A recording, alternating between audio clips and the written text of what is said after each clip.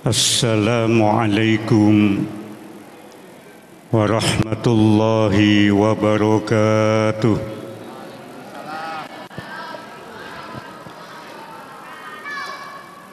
Alhamdulillahi wa kafa. Wassalatu wassalamu ala sayyidina Muhammadinil Mustafa wa ala alihi wa ashabihi ahli sidqi wal wafa. Amma ba'du. Qala Allah ta'ala fi kitabihil karim. A'udzu billahi minasy syaithanir rajim. Ya ayyuhalladzina amanu kutiba alaikumus siyamu kama kutiba alal ladzina min qablikum la'allakum tattaqun. Sadaqallahul azim. Hadratul muhtaramin, para alim, para kiai, para asatid, ustadzat, shaimin, shaimat rahimakumullah. Pada sore hari ini sepatutnya kita bersyukur kehadirat Allah Subhanahu wa taala biqauli alhamdulillahi rabbil alamin. Sore hari ini kita bisa melaksanakan perintah Allah, yaitu menjalankan puasa bulan suci Ramadan. Dengan iringan doa, mudah-mudahan puasa kita diterima oleh Allah Subhanahu wa taala. Allahumma amin. Yang kedua, mudah-mudahan puasa kita bisa menghantarkan kita semua mendapatkan gelar al-muttaqin. Allahumma amin. Shaimin, shaimat rahimakumullah. Pada sore hari ini kita telah memasuki tanggal atau hari yang ke-22 di bulan suci Ramadan. Apa yang harus banyak kita lakukan di 10 akhir di bulan suci Ramadan ini? Sore hari ini kita akan mengkaji apa-apa yang dilakukan oleh salafus sholih supaya puasanya, supaya siamnya ini bisa menjadi siam yang mendapat ridha dari Allah Subhanahu wa taala. Bapak, Ibu, adik-adikku sekalian, remaja masjid rahimakumullah. Di dalam kitab Ihya Ulumuddin halaman 235, Imam Al-Ghazali membagi puasa menjadi 3 bagian. Yang pertama shaumul umum, yang kedua shaumul khusus, yang ketiga shaumul khususul khusus. Menurut Imam Ghazali, puasa ini dibagi menjadi 3 bagian.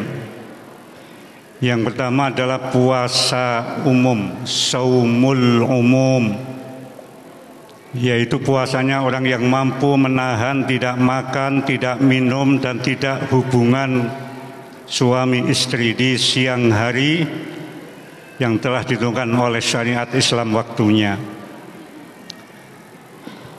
Yang kedua, Imam Ghazali membagi puasa menjadi shaumul khusus. Beliau mengatakan, wa amma shaumul khususi fahuwa kaffus sam'i wal basari wal lisani wal yati wal rijli wasairil jawarih anil asam. Puasa khusus adalah puasa yang ditingkatkan, tidak sekedar menahan tidak makan, tidak menahan minum, mampu tidak makan, tidak minum, tidak berhubungan suami istri. Tetapi puasa khusus sudah sedikit meningkat, yaitu menahan telinga kita dari maksiat, mata kita dari berbuat yang tidak diridhai oleh Allah, lisan kita, tangan kita, kaki kita, dan semua anggota tubuh kita ini dipuasakan. Ini puasa tingkatan yang kedua. Kemudian yang ketiga, Imam Ghazali mengatakan ada puasa khususul khusus, Ini meningkat lagi, puasanya bukan lagi puasa zahiriyah, bukan puasa batiniahnya, alat tubuhnya, tetapi lebih ditingkatkan lagi, yaitu puasa yang disebut dengan saumul qalbi, yaitu puasanya hati. Hati tidak lagi berpikir tentang lain, tapi hanya berpikir tentang Allah Subhanahu wa Ta'ala. Imam Ghazali membagi puasa menjadi 3 bagian ini karena memang ada dasar hukum atau hadis yang menerangkan tentang hal itu. Puasa umum, Rasulullah bersabda, ini warning dari baginda Rasulullah. Beliau bersabda, kam min shaimin laisa lahu min siyamihi illal ju' wal 'atas. Berapa banyak orang puasa, tapi puasanya tidak mendapatkan pahala kecuali lapar dan dahaga. Ini maaf dan maaf. Mudah-mudahan kita tidak termasuk puasanya yang umum ini, tapi sudah meningkat puasa yang kedua. Rasulullah bersabda untuk orang yang puasa kedua itu dengan sabdanya, idza sumta falyasum sam'uka wa basaruka wa lisanuka minal ma'sami wal kadhibi. Rasulullah bersabda, kalau puasa bukan sekedar hanya menahan tidak makan, tidak minum, tidak hubungan suami istri saja, tidak, tapi monggo ditingkatkan puasanya. Apa? Telinga ikut kita puasakan, mata kita puasakan, lisan kita lebih-lebih kita puasakan. Dari apa? Minal ma'sami, dari dosa, wal kadhibi, dari dan bohong. Kalau dalam kitabnya Ikhya dikatakan minal asam, langsung dari berbagai macam dosa. Ini supaya dihindari bagi orang yang berpuasa. Mudah-mudahan kita yang hadir di Masjid Baitul Mukminin ini, mudah-mudahan puasa kita sudah meningkat di kelas 2 ini. Puasa yang sudah masuk ke tingkat semuanya jawarih, alat indera kita sudah kita puasakan. Allahumma amin. Yang ketiga adalah puasa khususul khusus. Rasulullah bersabda, man shoma ramadhana imanan wa ihtisaban ghufira lahu ma taqaddama min dzambih. Barang siapa yang puasanya semata-mata karena Allah, ikhlas untuk mendapatkan ridha Allah, maka puasanya akan bisa menghapus dosa-dosa yang telah kita lakukan, baik di waktu yang akan datang, lebih-lebih dosa yang sudah kita lakukan. Ma'asyiral muslimin, jamaah Masjid Baitul Mukminin rahimakumullah. Dengan adanya 3 macam puasa ini, bagaimana salafus soleh berpuasa? Untuk yang nomor 2 ini adalah puasanya orang-orang solih. Kalau yang pertama adalah puasanya orang yang umum, awam. Meningkat ke puasa khusus, yaitu puasanya orang solih. Yang ketiga adalah puasanya orang-orang tertentu, min auliyaillah, dari wali-walinya Allah Subhanahu wa Ta'ala. Kemudian apa yang dilakukan oleh beliau-beliau dalam rangka untuk menggapai ridha Allah? Puasanya tidak lagi hanya sekedar menahan, tidak makan, tidak minum, dan itu saja, tetapi ditingkatkan seluruh tubuhnya, bahkan hatinya pun dipuasakan. Maka para ulama salaf di dalam kitab Salafus Shalih disebutkan, yang pertama adalah kasratu qiraatil Quran. Para ulama-ulama tingkat tinggi, waktu-waktunya di bulan Ramadan dihabiskan untuk selalu membaca Al-Quran, dan membaca Al-Quran. Kalau bahasa kita di kampung, mengaji Al-Quran. Di tempat kita harus ditingkatkan, bukan sekedar mengaji, tetapi harus mengkaji Al-Quran. Kenapa? Karena Al-Quran ini tidak bisa diterjemahkan begitu saja dengan makna bahasa Arab. Karena Al-Quran ini bahasanya bahasa wahyu, berbeda dengan bahasa Arab. Bahasa Arab itu adalah bahasa budaya, culture, bahasa budaya. Bahasa Al-Quran adalah bahasa wahyu, itu berbeda maknanya. Itulah banyak orang menerjemah Al-Quran salah kalau tidak belajar di pesantren atau kepada ulama-ulama. Untuk itu pada kesempatan yang mulia ini di Masjid Baitul Mukminin ini, kita tingkatkan kajian Al-Quran. Bukan saja cukup mengaji, tapi kajian Al-Quran. Saya akan memberikan contoh satu bagi adik-adik yang sekolah di madrasah. Ada guru bahasa Arab mengatakan kata najmun itu maknanya adalah bintang. Kemudian dalam Al-Quran kita temui dalam surat Ar-Rahman, Allah berfirman, wan najmu wasyajaru yasjudan. Ini jangan nanti di otak kita langsung muncul kalimat dan bintang dan pepohonan keduanya sujud atau patuh kepada Allah. Ternyata maknanya tidak begitu. Kata najm dalam bahasa Arab maknanya bintang. Dalam Al-Quran nanti mohon Bapak Ibu kalau pulang atau ngambil Al-Quran terjemahan Kemenak, coba najm maknanya apa coba? An-najm itu dimaknani di sana tetumbuhan dan pepohonan, kedua-duanya patuh kepada Allah Subhanahu wa taala. Tidak bisa diterjemahkan hanya kata najmun itu bintang sehingga Al-Qur'annya dimaknani najm maknanya bintang, tidak bisa. Oleh sebab itu dibutuhkan kajian-kajian, harus munajjaman, harus berangsur-angsur sedikit demi sedikit supaya kita memahami Al-Qur'an dengan benar. Sehingga wan najmu wasyajaru yasjudan itu maknanya tetumbuhan dan pepohonan keduanya sujud atau patuh kepada Allah Subhanahu wa taala. Apa bedanya najm dengan syajar? Najm itu adalah tanaman yang tidak ada batangnya. Tapi kalau syajar itu tanaman yang ada batangnya, itu bedanya. Kalau ada batangnya bisa dibuat rumah. Kalau ini bisa dibuat rumah. Kalau dalam bahasa Arab, tanaman yang tidak ada batangnya itu disebut an-najm. Lain lagi dengan tanaman yang tumbuh di pasir. Tidak ada kelapa tumbuh di pasir, tidak ada mangga tumbuh di dalam gundukan pasir. Tidak mungkin itu, pasti akan jatuh. Apa yang tumbuh? Namanya kalau dalam bahasa Arab namanya al-kala'u. Bahasa Jawanya suket. Ya. Suket teki atau suket apa, kecil-kecil itu tumbuh di pasir biasanya. Tidak ada pohon tumbuh di tengah pasir, tidak ada coba. Pasti akan jatuh itu. Ma'asyiral muslimin, jamaah Masjid Baitul Mu'minin rahimakumullah. Itu yang pertama. Yang kedua, hati-hati dengan terjemahan Al-Qur'an. Guru bahasa Arab di sekolah menerangkan kata waro'a maknanya di belakang. Tapi kita lihat dalam Al-Qur'an kata waro'a maknanya di depan coba.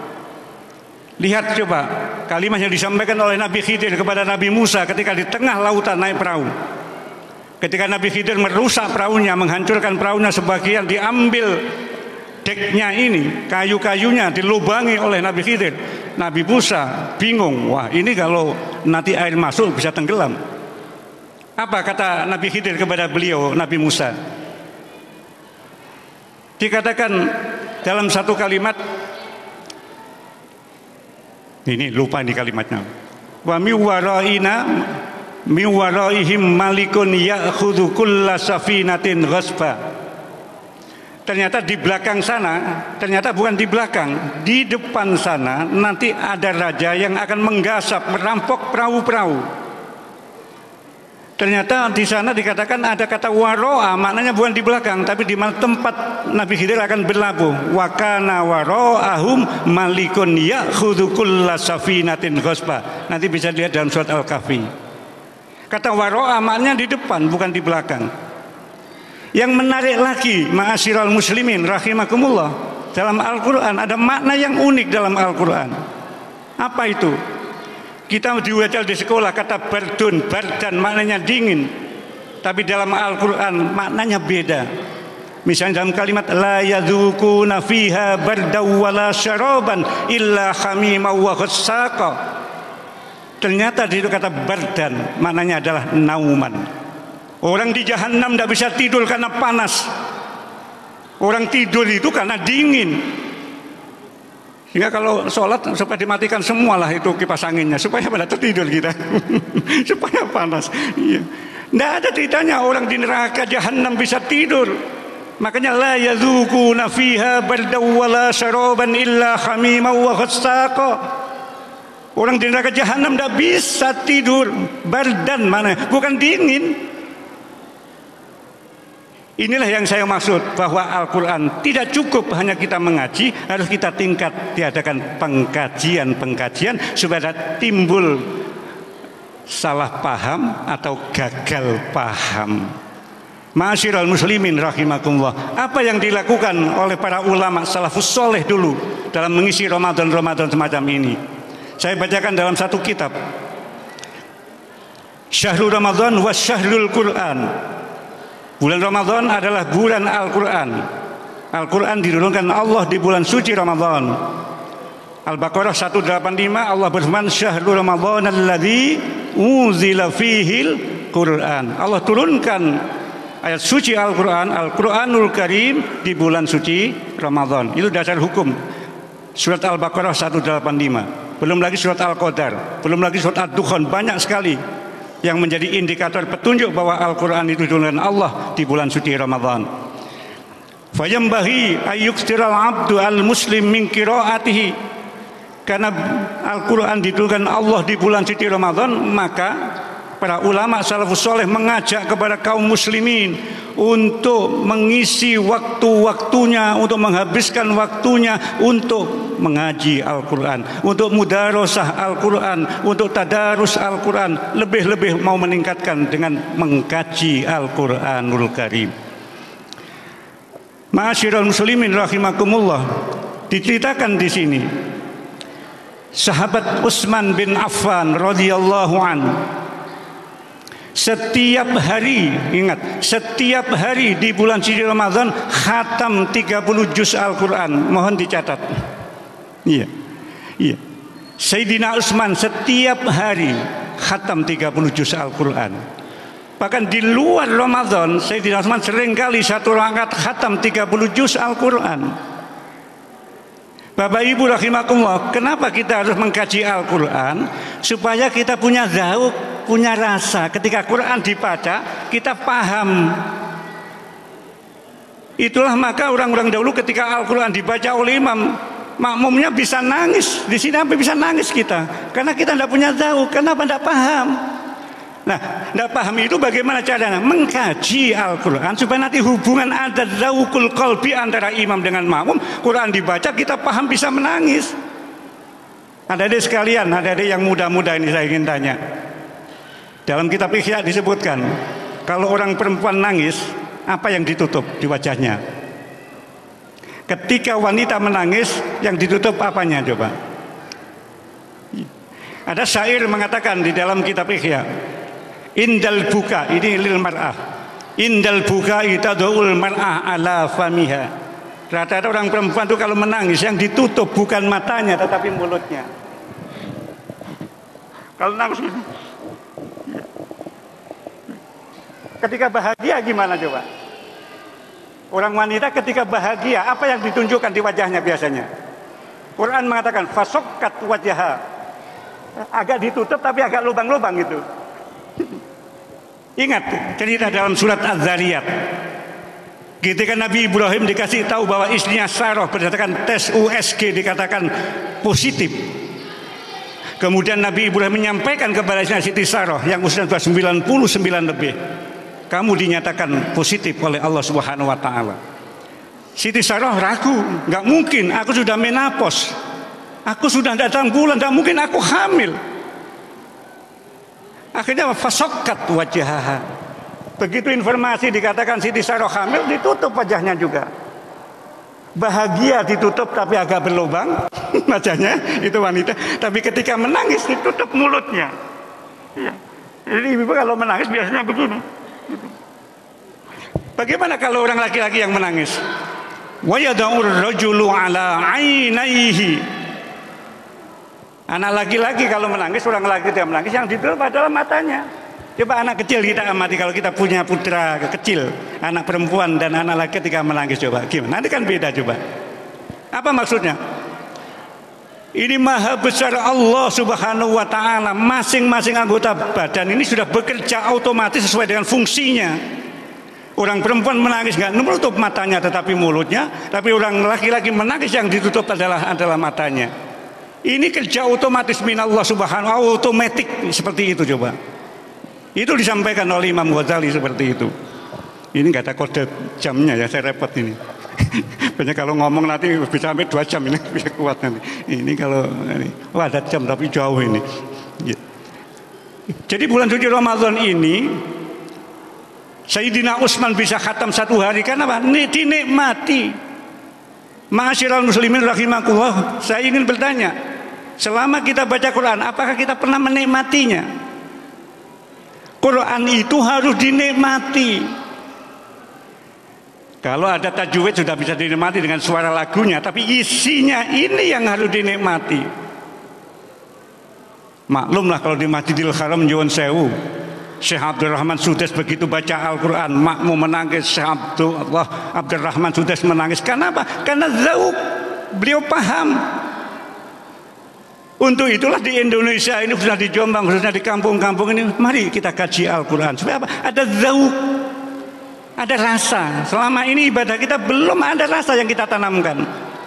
Bagaimana terawih itu nikmat? Dulu nikmatnya terawih di negara-negara Islam, subhanallah, satu malam 2 juz Al-Quran. Di masjid ini satu malam 1 juz Allah.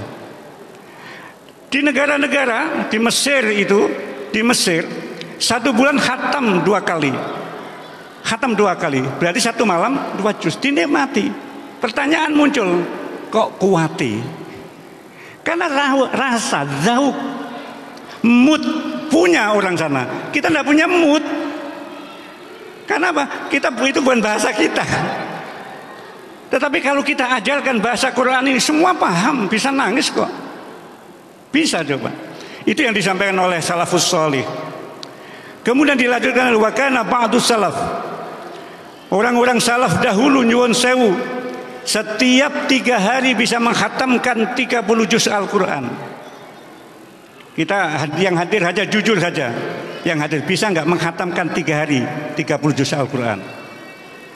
Ulama-ulama tasawuf zaman dahulu 3 hari khatam 30 juz. Ada yang 7 hari khatam 30 juz. Ada yang 10 hari khatam 30 juz. Ini nggak saya baca, langsung saya terjemahkan aja biar waktu masalahnya. Ini kalau saya baca satu nanti kalimatnya panjang-panjang masalahnya.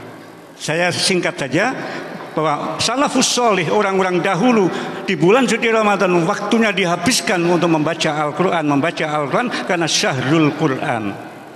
Untuk itu sudah waktunya kita nanti mengkaji itu, untuk menggerakkan kegiatan kita bagaimana kita bisa menghatamkan Al-Quran setiap hari. Allahumma amin. Mudah-mudahan kita diberikan kesehatan oleh Allah ini coba. Benar tanpa sehat ini coba. Kenapa? Godanya satu. Karena Quran itu harus duduk, sehingga yang harus kuat ininya coba. Kita tidak bisa baca Quran dengan mustajian, dengan leleyangan, dengan geletaan, tidak bisa. Al-Quran harus duduk dengan baik. Seperti itu. Ma'asyiral muslimin rahimakumullah. Masih banyak lagi coba ya. Imam Az-Zuhri, seorang ulama tasawuf yang bernama Imam Zuhri, idza dakhala Ramadan yatruku qiraatul hadis. Ada seorang ulama namanya Imam Az-Zuhri, beliau mengatakan, kata bulan Ramadan yang biasanya santri ngaji kitab hadis dan ilmu yang lain, aku tinggalkan semuanya, saya hanya nerima anak-anak hanya mengkaji Al-Quran. Ini Imam Az-Zuhri. Imam Az-Zuhri itu bulan Ramadan mengkajinya di pesantren hanya Al-Quran doang coba. Tidak nerima ilmu yang lain, yang biasanya adalah kompetensinya di bidang hadis, tetapi pada bulan Ramadan khusus coba seperti itu. Ini ma'asyiral muslimin rahimakumullah. Imam Qatadah unik lagi. Kalau kebiasaan tiap hari 7 hari khatam 30 juz Al-Quran, tapi bagaimana dengan bulan Ramadan? Imam Qatadah mengatakan di dalam hadisnya, dalam kitabnya, beliau mengatakan, wa fi Ramadan fi kulli salasin wa fil asril awakhir fi kulli lailatin. Kalau di bulan Ramadan Imam Qatadah bisa menghatamkan 3 kali khataman setiap 3 hari. Tapi ingat Imam Qatadah, begitu masuk 10 akhir bulan Ramadan, Imam Qatadah waktunya dihabiskan untuk baca Quran setiap malam, fi kulli lailatin. Setiap malam khatam 30 juz Al-Quran. Bayangkan coba gimana coba kita coba. Ini karena apa? Khub. Ini karena apa? Karena ada zauk. Quran dibaca, paham nikmatnya luar biasa gitu. Itulah maka di forum ini, di majelis taklim sore hari ini menjelang takjil bersama ini, ayo kita bersama-sama kita tingkatkan dari tadarus, dari mengaji untuk mengkaji Al-Quran supaya melahirkan zaukul Quran. Di hati kita ada zauk yang bisa dinikmati itu coba.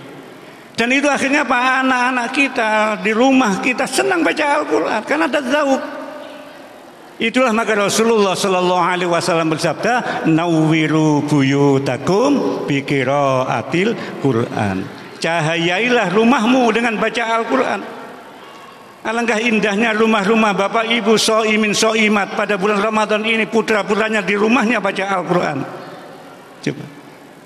Malah Rasulullah Sallallahu Alaihi Wasallam paling senang ketika Al-Quran dibaca oleh orang lain.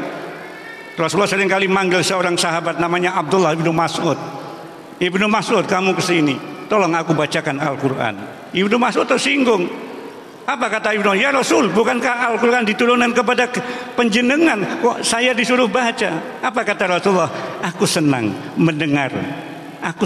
mendengar ketika Al-Quran dibaca oleh orang lain. Tolong bacakan. Begitu Al-Quran dibaca oleh Abdullah ibnu Mas'ud di tengah membaca, Rasulullah bersabda, hasbuk, cukup wahai Abdullah bin Mas'ud. Begitu Abdullah bin Mas'ud menoleh kepada baginda Rasulullah, apa yang terjadi? Meleleh air matanya. Rasulullah menangis. Batu saja itu ketika dibacakan bisa leleh, coba. Bagaimana dengan hati kita, coba?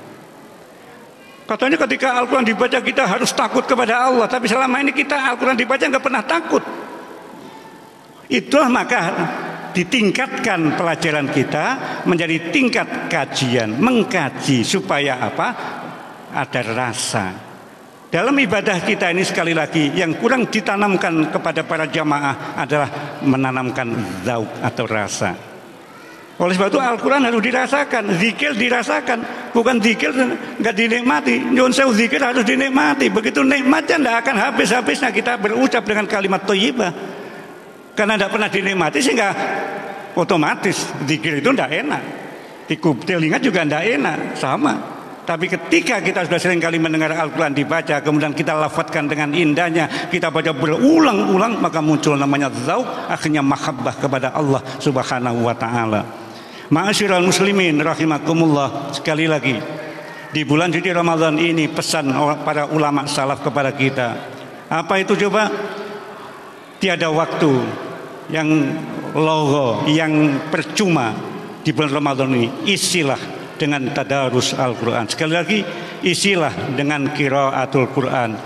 Isilah dengan mengkhatamkan Al-Quran. Mudah-mudahan Al-Quran nanti setelah kita baca sampai 30 juz dan kita hayati dan kita amalkan. Lebih ini belum sampai diamalkan, ini masih dikaji saja, baru nanti diamalkan setelah itu.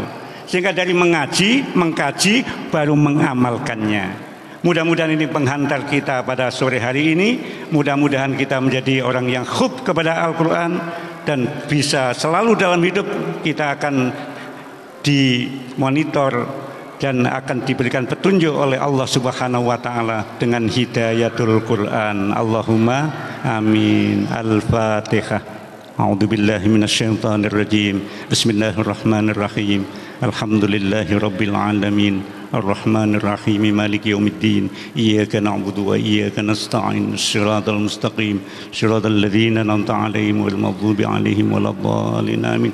أعوذ بالله من الشيطان الرجيم بسم الله الرحمن الرحيم حمدا يوافي نعمه يكافي مزيده ربنا لك الحمد كما ينبغي لجلالك ووجهك الكريم وعظيم سلطانك اللهم صل على سيدنا محمد والحمد لله رب العالمين اللهم اجعل القرآن لنا في الدنيا قرينا وفي القبر مونسا وفي القيامة شفيعا وعلى الصراط نورا وفي الجنة رفيقا ومن النار سترا وحجابا اللهم لك الحمد وإليك المشتكى وأنت المستعان لا حول ولا قوة إلا بالله العلي العظيم اللهم لك سمنا وبك آمنا وعلى رزقك أفطرنا اللهم تقبل دعاءنا يا الله إنك أنت السميع العليم وتب علينا إنك أنت التواب الرحيم اللهم اهدنا ووفقنا الحق وإلى طريق مستقيم ببركة القرآن العظيم وبحرمة نبيك محمد واعف عنا يا كريم والحمد لله رب العالمين. Cekap semanten afwan. Assalamualaikum warahmatullahi wabarakatuh.